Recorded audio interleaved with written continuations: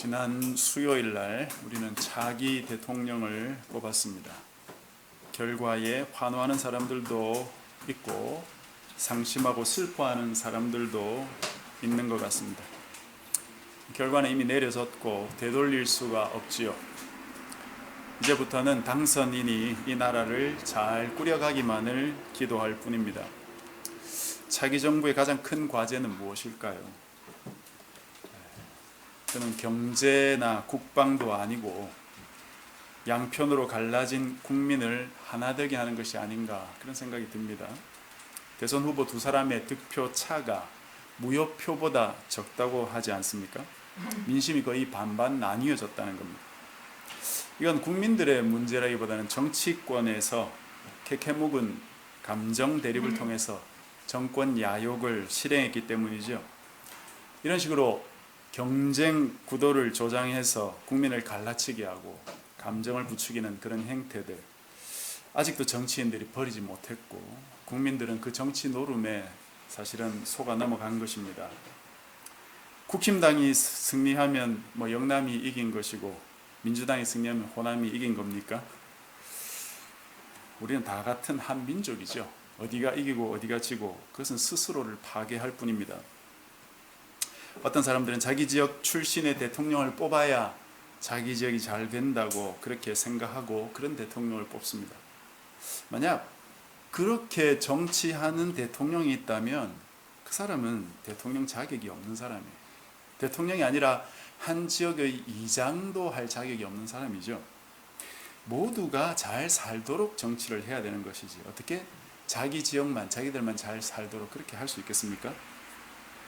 그런데 사실은 대통령이나 어떤 정치 지도자들이나 모두가 그렇게 하니까 저처럼 이렇게 말하면 그 참 비현실적인 소리 한다 그런 생각이 드는 것이죠. 정치라는 거룩한 직무를 사사로이 행하는 어리석은 사람들이 참 많은 것 같습니다. 적어도 정치를 하려면 나와 다른 사람, 내 이웃들을 생각해야 되고 그들을 돌볼 마음으로 나서야 되는 것이죠. 그렇게 일해야 할 정치인이 자신의 정권 야욕을 위해서 국민을 갈기갈기 찢어놓은 것이 이건 역사의 심판을 받게 될 것입니다. 참 얼마나 안타까운지 모르겠습니다. 좋아할 일이 아니죠. 슬퍼해야 될 일입니다. 더 슬픈 건 그런 정치인들의 수작에 국민들이 놀아난다는 거예요.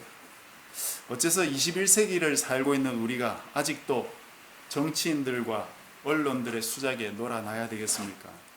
함석헌 선생은 생각하는 백성이라야 산다고 말했습니다. 이번 대선은 국민들이 생각하고 투표했다기보다는 정치와 언론의 선동에 격화된 감정으로 투표한 게 아닌가 그런 생각이 참 많이 듭니다. 이런 선거는 어느 쪽도 승리했다고 말할 수 없죠. 모두가 실패한 거죠. 국민이 실패했고 정치인이 실패했고 언론이 실패한 것입니다. 대선의 열기가 좀 식고 차분히 앉아서 현 상황을 돌아볼 수 있을 때가 온다면 누구나 이 나라에 엄청난 일이 벌어졌구나 라고 생각하지 않을까 싶습니다.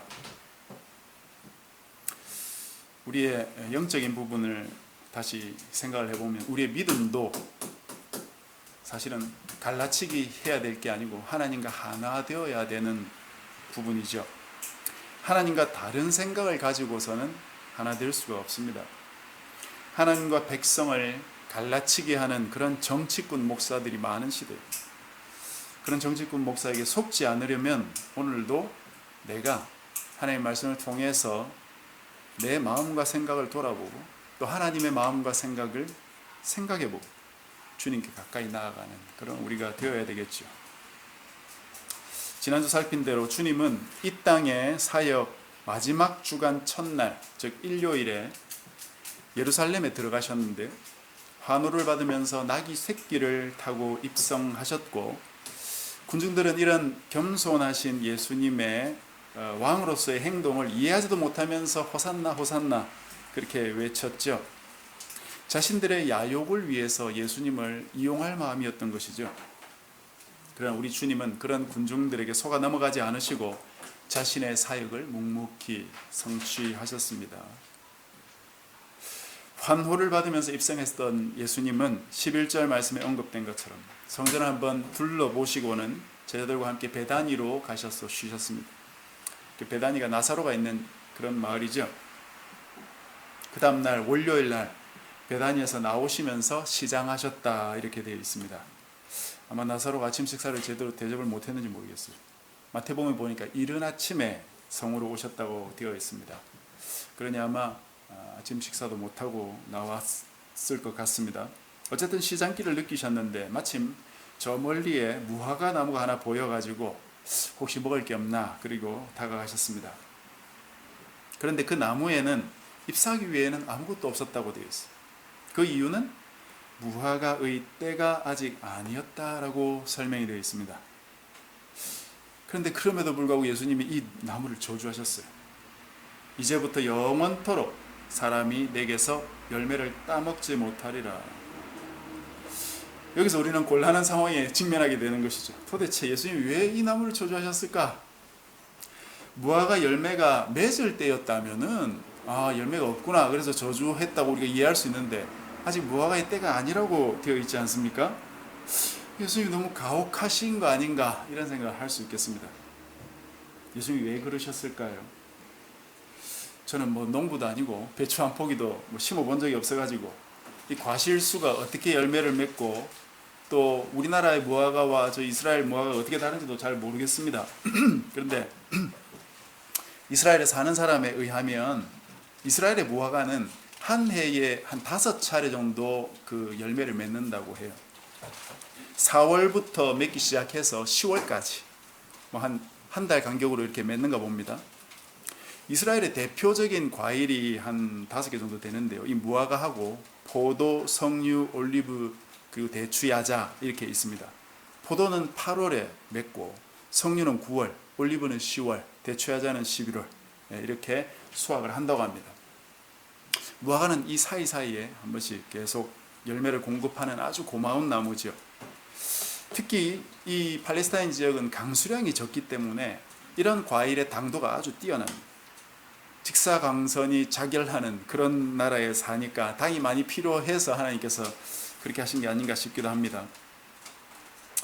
이렇게 과일들을 마지막 11월에 대추, 야자 열매를 수확해서 먹고 나면은 그 대추, 야자를 이제 수확해서 그냥 싱싱할 때 먹고 또 재워 놓기도 하고요. 말려 놓기도 하고 그러거든요. 그걸 먹으면서 이제 겨울을 나는 거죠. 겨울을 지나는 동안 이제 대추, 야자가 다 떨어질 것 아닙니까? 그러면 이 사람들이 어떤 생각을 하겠어요? 이듬해 봄에 이제 무화과부터 열리니까 그 당을 기다리는 거예요. 달달한 과일을 그걸 간절히 기대하는 것입니다. 그러니 봄에 처음 열리는 무화과 그 열매는 사람들이 얼마나 기대했던 것입니까? 근데 무화과 열매에는 두 종류가 있어요. 크게 두 종류. 처음 열리는 무화과 열매가 있고 그 다음에 충실하게 익은 무화과 열매가 있습니다. 첫 무화과를 파게라고 합니다. 그건 크기도 작고 좀 당도도 좀 떨어진다고 그래요. 근데 이 파게라는 무화과 열매가 열리지 않으면 안 된다고 그래요. 왜냐하면 과실수는 보통 보면 꽃이 피었다가 그게 지면서 그 자리에 열매가 맺히잖아요. 무화과는 꽃이 없고 이 파게가 꽃 같은 역할을 합니다. 이 파게가 열리고 나서 떨어지고 그 자리에 이제 충실한 무화과가 열린다는 거예요. 이 파게가 꽃 역할을 하는 거예요. 그래서 이제 이 파게가 열리면 사실은 당도 좀 떨어지고 크기도 작고 상품 가치도 없고 하니까 농부들이 일일이 그걸 손으로 따준답니다. 그래야 이제 제대로 된 무화과가 열리는데 그 제대로 된 무화과, 충실한 무화과의 이름이 테에나예요. 테에나. 작은 건 파게, 그 다음에 충실히 열린 건 테에나. 본문에서 예수님께서 찾으신 열매가 바로 이 파게라는 열매. 그리고 무화과의 때가 아직 아니라고 말할 때 그 무화과는 테에나를 말하는 것입니다. 제가 이 단어를 이렇게 언급하는 이유는 여러분 지난번 그리고 지지난번에 살펴봤던 두 마을 베다니와 벳박에 있죠. 그 마을의 이름들이 전부 이 무화과의 이름에서 유래된 거예요. 베다니는 집을 의미하는 벳은 집입니다. 집을 의미하는 벳과 충실한 무화과의 열매인 테에나가 합쳐져 가지고 베다니가 된 거예요. 그리고 벳바게는 역시 집이라는 벳과 첫 열매인 파게가 합쳐져서 벳파게가 된 것입니다. 그러니까 이런 마을들이 이름만 조금 다를 뿐 모두 다 자기들이 무화과 나무의 그 마을이라는 걸 막 뽐내고 있는 거 같죠. 이 주변에 아마 무화과 나무가 굉장히 많았을 겁니다. 그런 무화과 나무가 많이 열리는 그런 곳이에요. 그런데 예수님께서 찾으신 그 나무는 파게가 열려야 되는 때에 지금 열리지 않았다 하는 것입니다. 그렇다면 결과는 어떻게 되는 겁니까? 파게가 없으면 태나도 없는 거예요. 그래서 결국 예수님께서 이 나무를 저주하셨는데 그것은 단지 나무를 저주하는 것으로만 볼 수 없지요. 결국 영적인 이스라엘의 모습이 바로 이 무화과와 같다는 것을 주님께서 선언적으로 보여주시는 것입니다. 구약 성경에도 보면은 이스라엘을 상징할 때 무화과 나무를 많이 사용합니다. 그 중에 한 곳만 좀 살피면서 오늘 본문과 비교를 좀 해볼 텐데 호세아 9장 10절에서 17절입니다. 여러분 주보 뒤에 보시면 인쇄해 두었습니다. 호세아서 9장 10절에서 17절까지 호세아 선지자는 북이스라엘이 멸망하기 약 30년 전쯤 활동했던 선지자인데요. 하나님께서 이 호세아라는 선지자를 불러가지고 그 북이스라엘이 얼마나 하나님을 버리고 우상들을 숭배했느냐, 북이스라엘이 얼마나 영적인 간음을 저지르고 있느냐 하는 걸 보여주시고자 이 호세아를 불러가지고는 뭐라고 하셨냐면, 호세아야, 너는 음란한 여인을 찾아가지고 그 여인과 결혼해라. 그리고 음란한 자식을 낳아라. 너희들 북이스라엘의 영적인 처지가 그와 같다.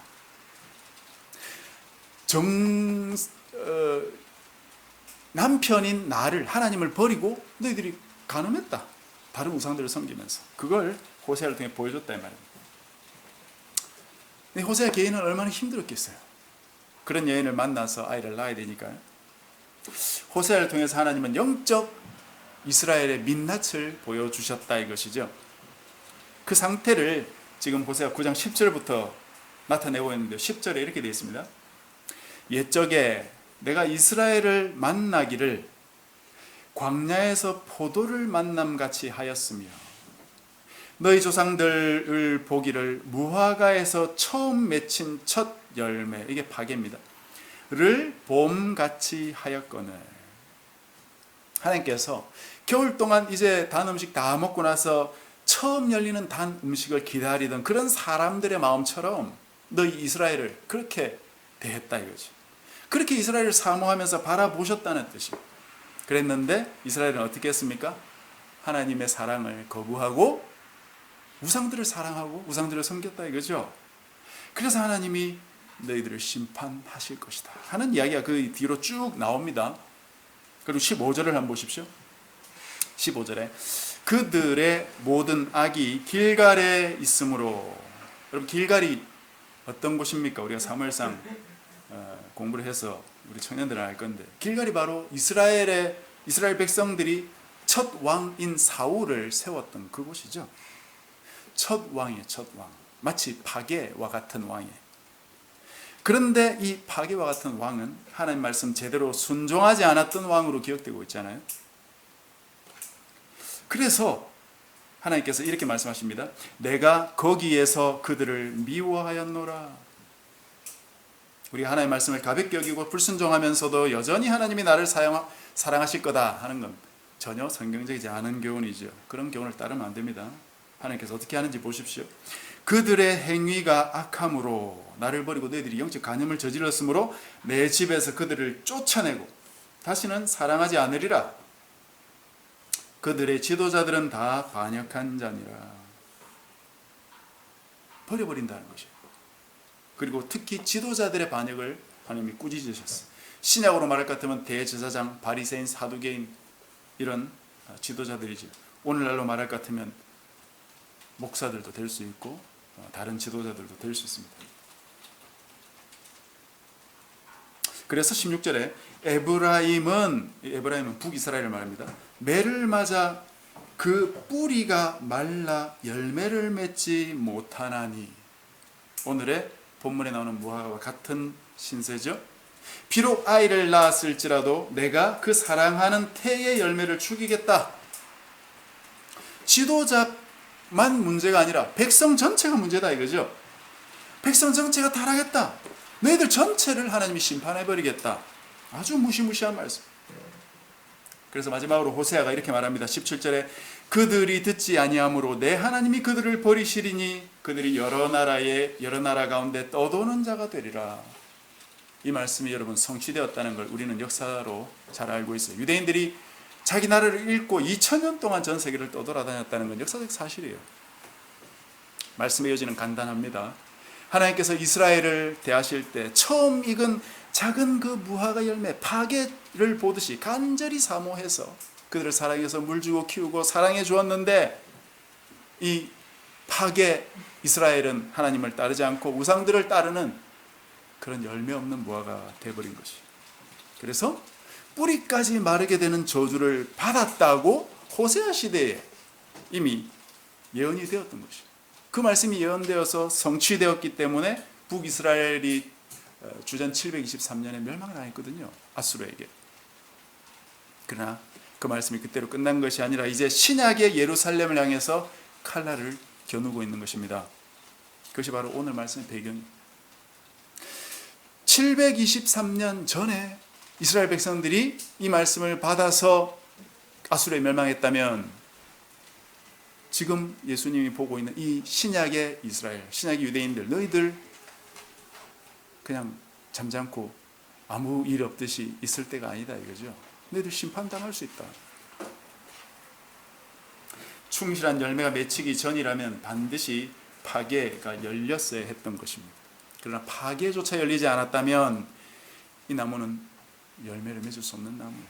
그것이 바로 유대인들의 영적인 모습을 그대로 보여주는 시각자료입니다. 그래서 주님이 이 나무를 저주해서 뿌리까지 말라버리게 하심으로써 이전 자신들의 조상들이 멸망했던 걸 떠올리게 합니다. 이 유다를 향해서 주님이 경고를 날리고 계신 것입니다. 너희들 이렇게 살아서 안 된다. 그래서 그 말씀 이후에 15절부터 주님이 성전 청결하는 사건 나오잖아요. 그렇죠? 예수님 공생의 처음 앞부분에도 성전 청결 한번 하셨는데 이제 끝부분에 두 번째 또 하신 거예요. 성전에 들어가셔서 매매한 자들 다 내쫓으시고 돈 바꾸는 자들 상도 뒤엎으시고 비둘기 파는 의자 다 뒤엎어버리셨어요.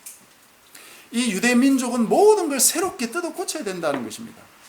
예루살렘을 중심으로 유지되었던 옛 시스템, 즉 동물을 죽여 제사 지내고 또 로마 화폐를 성전의 세겔로 바꾸어 가지고 헌금을 해야 됐던 그런 시스템 다 필요 없다. 무너뜨려 버려야 된다 이거. 이런 것들을 왜 하나님께 주셨냐? 하나님과 하나 되도록 이런 것들을 주신 것인데 이제 이 백성들은 이것 가지고 하나님 하나 되는 게 아니고 돈벌이하고 있는 것이, 장사하고 있는 것이. 그러니 필요 없는 거죠.